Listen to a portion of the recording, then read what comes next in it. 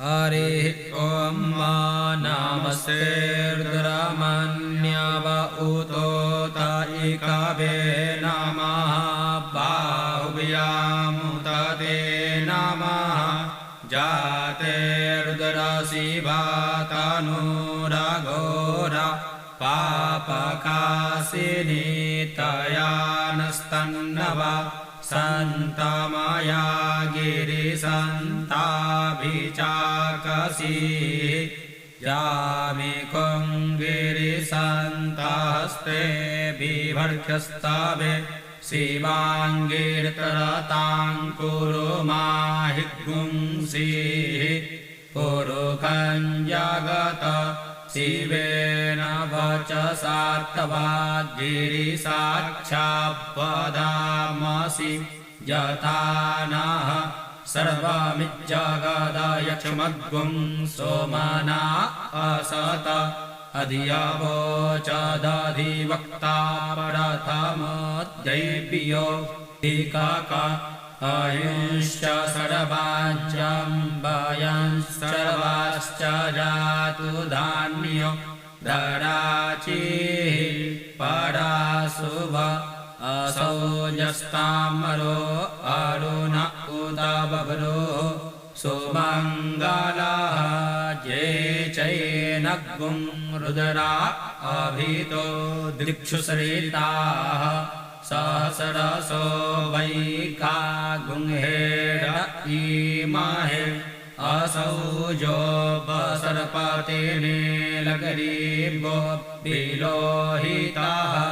भूतैनां गोपा अदृशन्नुदाहाज्यः सदृष्टो मृडयातिनः नमोऽस्तु नीलगरीवाय सहस्राक्षाय मेढुके अथो ये अस्य शतवानो हन्तेभ्यो करन्नमः तमुञ्च धन्वानस्त्वमुभयोराज्ञोर्जाम् याश्चते हस्तैकवः पराता भगवो बप विजयान्धनुः कपर्दिनो बिसल्यो बाणवा उत अनेसन्नस्य या इकव आभुरस्य निखङ्गधि जाते हेतिर्मे दृष्टमहस्ते बभूवते धनुः तया समान विश्वतक्ष्मयक्ष्मया परिभुज परिते धन्वनो हेतिरसमान् प्रेणक्तुभ्यशवतः अथो ज इकुधिस्तवारे असमान्निधेहिताम् अवतत्यधानुष्वग्गुं सहस्राक्षसते खुदे निषिड्यसल्यानामुखा शिवो नः सोमना भव नमस्त आयुधाय नातताय दृष्णवे उभाभ्यामुतते नमो बाहुभ्यां तव धन्वने मानो महान्तमुतमानो अर्भकं मान उक्षतमुतमान उक्षितं मानो बधिः पितरं मोतमातरं मानः प्रियास्तन्नवो रुद्रारीरिकः मानस्तोके तनये मान आयुषिमानो गोकुमानो असवे कोरेरिकः मानो वीराणुद्रभामिनो बधिर्हविकमन्तः सदमितवाहवामहे नमो हिरण्यबाहवे सेनान्ये दिशाञ्च पतये नमो नमो वृक्षेभ्यो हरिकेशेभ्यः पशूनां पतये नमो नमः सकपिञ्जराय विखीमते पथीनां पतये नमो नमो हरिकेशाय पवितिने पुष्टानां पतये नमो नमो बबलुसाय व्याधिने नानां पतये नमो नमो भवस्य हेत्यै जगतां पतये नमो नमो रुद्राय ततायिने क्षेत्राणां पतये नमो नमः सूताय हन्त्यै वनानां पतये नमो नमो रोहिताय स्थपतये वृक्षाणां पतये नमो नमो भुवन्ताय पारिवस्कृताय खधीनां पतये नमो नमो मन्त्रिणे वाणिजाय कक्षाणां पतये नमो नमः उच्चैर्घोषाय क्रन्दयते पतीनां पतये नमो नमः कृष्णाय तया धावते सत्त्वानां पतये नमो नमः सहमानाय निर्व्याधिन अव्याधिनीनां पतये नमो नमो निखाङ्गिने ककुभायस्ते नानां पतये नमो नमो निचेरवे परिचरायारण्याणां पतये नमो नमो वञ्चते परिवञ्चते स्थायूनां पतये नमो नमो निखाङ्गिन इकुधिमते तस्कराणां पतये नमो नमः श्रीकारिभ्यो जिघागुंसद्भ्यो मुष्णतां पतये नमो नमो श्रीमद्भ्यो नक्ताञ्चारद्भ्यो विक्रेन्तानां पतये नमः नम उशनीखिने गिरिचराय कुलुञ्चानां पतये नमो नमः इकुमद्भ्यो धन्नवायिभ्यश्च वो नमो नमः आतन्नवानेभ्यः प्रतिदधानेभ्यश्च वो नमो नमः आयच्छद्भ्यो स्यद्भ्यश्च वो नमो नमो विसृजद्भ्यो विद्यद्भ्यश्च वो नमो नमः स्वपद्भ्यो जाग्रद्भ्यश्च वो नमो नमः शयानेभ्यः आसीनेभ्यश्च वो नमो नमस्तिष्ठद्भ्यो धावद्भ्यश्च वो नमो नमः सभाभ्यः सभापतिभ्यश्च वो नमो नमो स्वेभ्यो स्वपतिभ्यश्च वो नमो नमः आभ्याधिनेभ्यो विविद्यान्तिभ्यश्च वो नमो नमः उगराभ्यस्त्रिगुं हतेभ्यश्च वो नमो नमो गणेभ्यो गणपतिभ्यश्च वो नमो नमो भ्रातेभ्यो भ्रातपतिभ्यश्च वो नमो नमो कृतेभ्यो कृतपतिभ्यश्च वो नमो नमो विरूपेभ्यो विश्वरूपेभ्यश्च वो नमो नमः सेनाभ्यः सेनानिभ्यश्च वो नमो नमो रतिभ्यो अरथेभ्यश्च वो नमो नमः क्षत्रिभ्यः सङ्ग्राहित्रिभ्यश्च वो नमो नमो महद्भ्यो अर्भकेभ्यश्च वो नमः नमस्तक्षभ्यो रथकारेभ्यश्च वो नमो नमः कुलालेभ्यः कर्मारेभ्यश्च वो नमो नमो निखादेभ्यः पुञ्जिष्ठेभ्यश्च वो नमो नमः स्वनिलियो मृगायुभ्यश्च वो नमो नमः स्वभ्यः स्वपतिभ्यश्च वो नमो नमो भवाय च रुद्राय च नमः सर्वाय च पशुपतये च नमो नीलग्रीवाय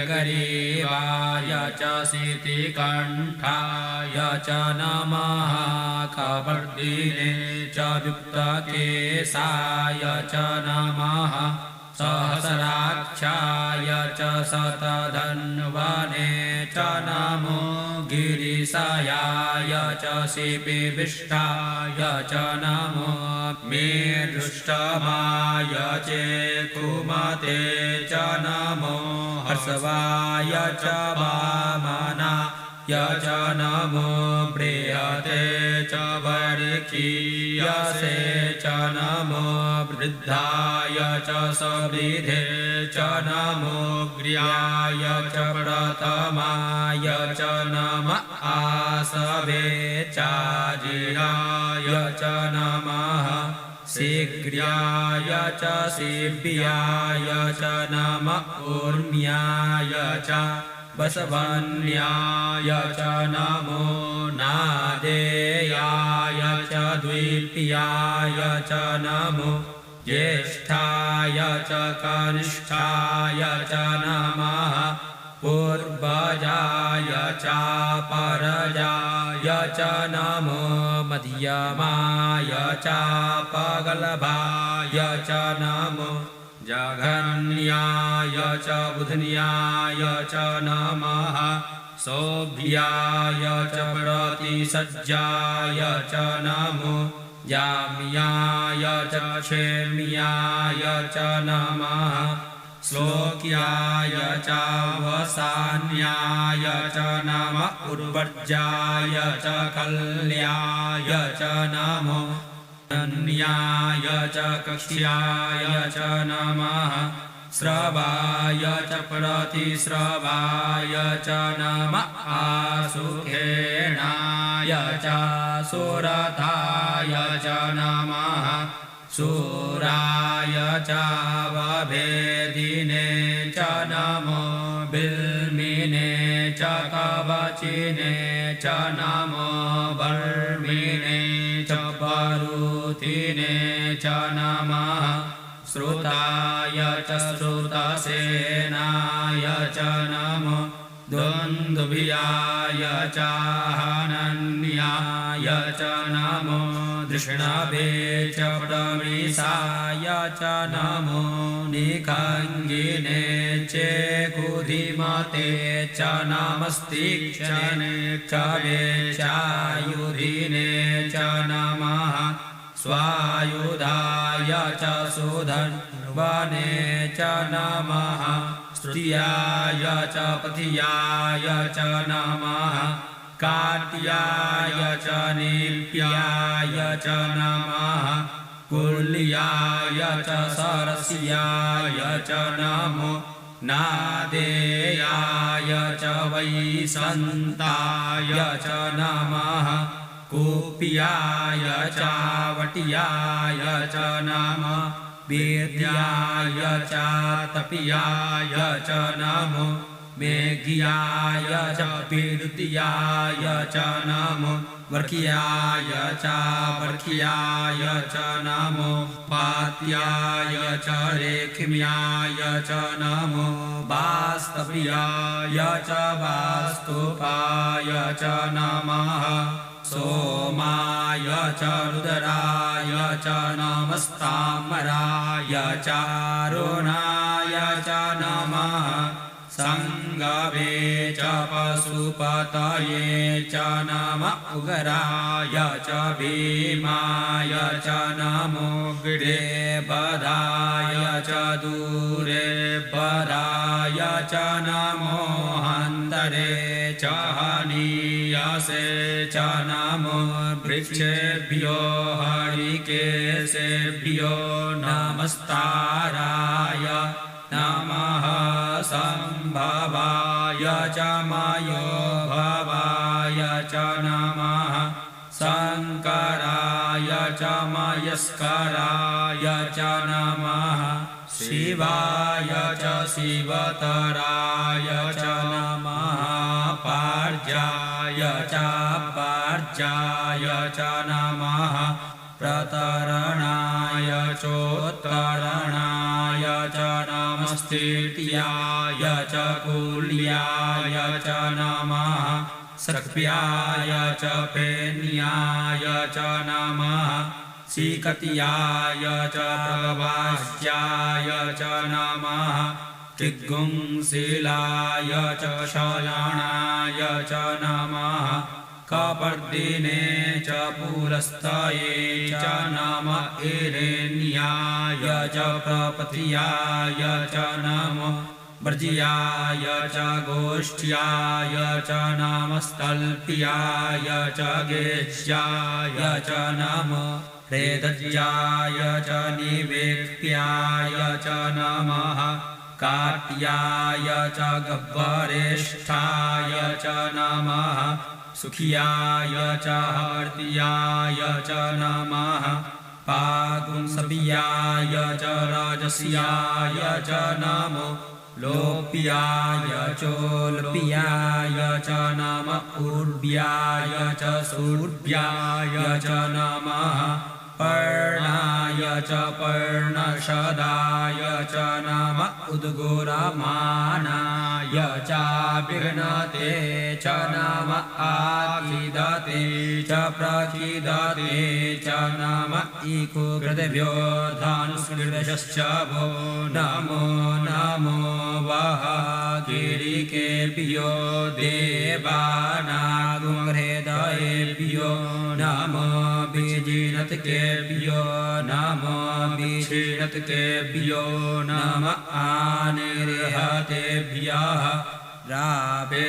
अन्धसस्पते दरिद्रनीललोहित आसां प्रजानामेकां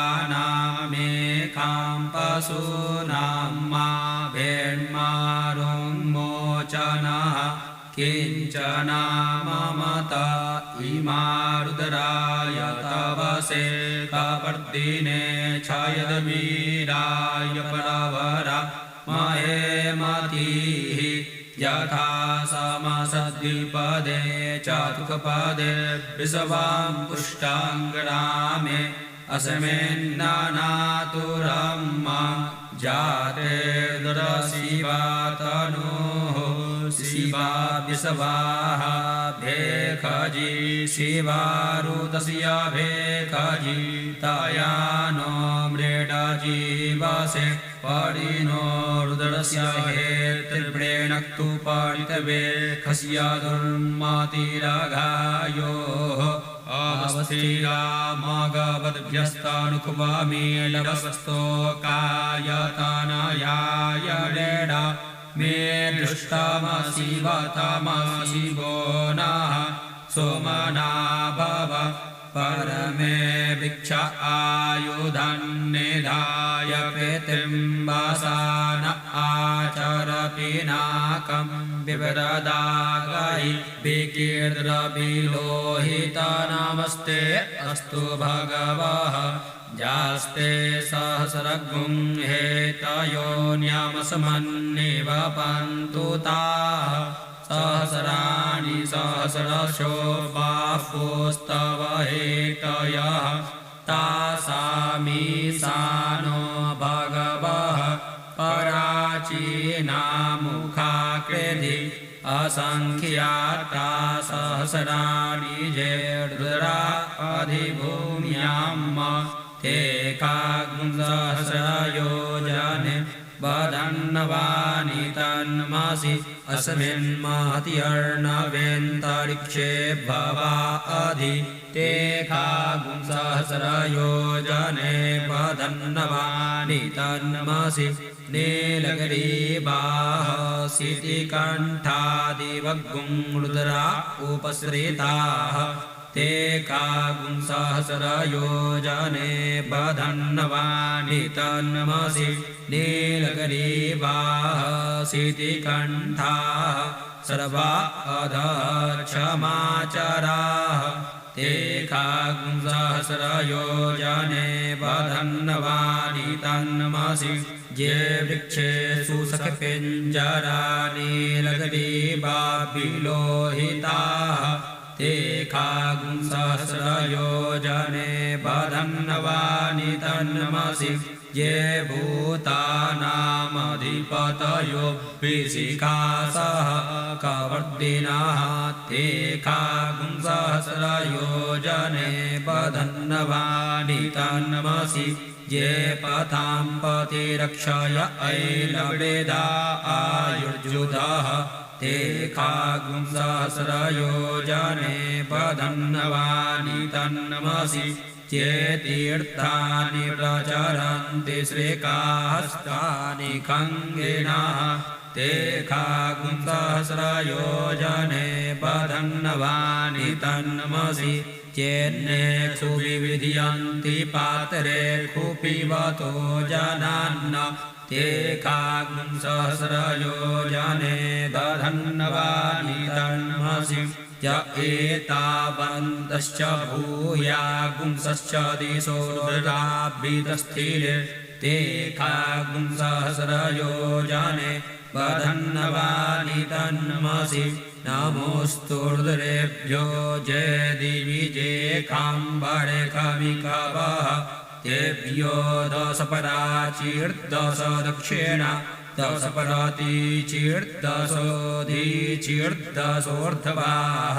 तेभ्यो नमो अस्तु तेनो बन्तु तेनो मृडयन्तु ते जन्दिखमो यश्च नो द्वेष्टितमेखाञ्जम्भे दधमः नमोऽस्तु रुद्रेभ्यो जेन्तरिक्षे जेखाम्बात इखवः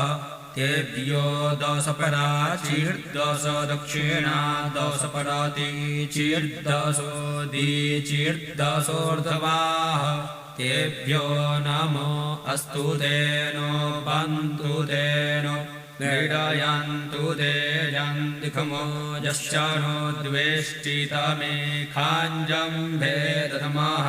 नमोऽस्तु रुद्रेभ्यो जय पृथिव्यां ये खामन्नविकवः तेभ्यो दशपराचिर्दश दक्षिणा दशपरातीचिर्दशोऽधीचिर्दशोर्ध्वाः तेभ्यो नमो अस्तु तेनो बन्तु तेनो मृडयन्तु ते जन्दिखमो यश्च नो द्वेष्टितमेखाञ्जम्भे दधमः हरिः ॐ मारीचं वाचं प्रपद्ये मनोजजुः प्रपद्ये साम्रप्राणं प्रपद्ये चक्षुः श्रोत्रं प्रपद्ये भागोजः सहौजो मयि प्राणापानौ जन्मे चित्रं चक्षुको हृदयस्य मनसो भातॄणं बृहस्पतिर्मे तद्दधातु सन्नो भवतु भुवनस्य यस्पतिः भूर्भुवः स्वः कयानिश्चिता आभुवधूति सदा वृतः सखा कया सचिष्टया वृता कस्त्वा सत्यो मदानामग्गुं हिष्ठो मत्सदन्धसः दृढाचिदारुजे वसु अभिकुनः सखीनामविता चरित्रिणां शतं भवास्यूतिभिः कया त्वन्न ऊत्या विप्रमन्धसे वृखन्न कया स्तोत्रभ्य आभर इन्द्रो विश्वस्य राजति तन्नो अस्तु द्विपदे सञ्चतुर्पदे सन्नो मित्रः संवरुणः सन्नो भवतुर्जम नमः सन्न इन्द्रो बृहस्पतिः सन्नो विष्णुरुक्रमः सन्नो वातः पवतागु सन्नस्तपतु सूर्यः सन्नः कणिरदेवः पर्जन्यो अभिवर्धतु आहानि सम्भवन्तु नः सग्गुं रात्रिः प्रतिधीयतां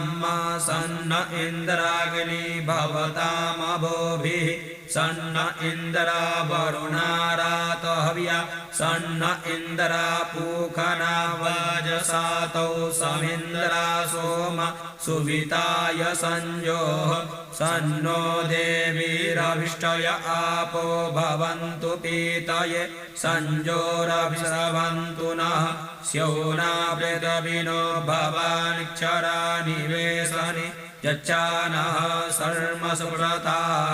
आपो हिष्ठामयो भुवस्तान ऊर्जे दधातन